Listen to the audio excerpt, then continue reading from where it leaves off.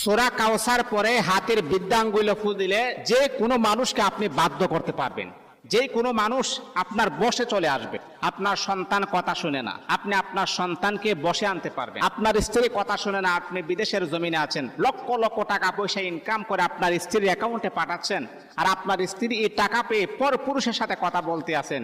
আপনার স্ত্রীকে যদি আপনি বাধ্য করতে চান, তাহলে সূরা কাউসার পরে আপনি ফু দেন, দেখবেন ইনশাআল্লাহ আপনার স্ত্রী বাধ্য হয়ে যাবে। এখন আমলটা আপনারা কিভাবে করবেন? আপনি প্রথমে সারকুল পড়বেন, কুল ইয়া আইয়ুহাল কাফিরুন, কুল হুয়াল্লাহ, কুল আউযু বিরাব্বিল ফালাক, কুল আউযু বিরাব্বিন নাস পড়ার পর আপনি আপনার পুরাটা শরীরে ফু দিয়ে শরীরটাকে বন্ধ করবেন।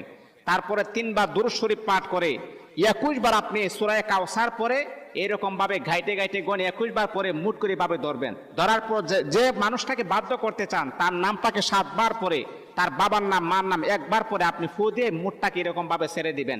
দেখবেন ইনশাআল্লাহ 21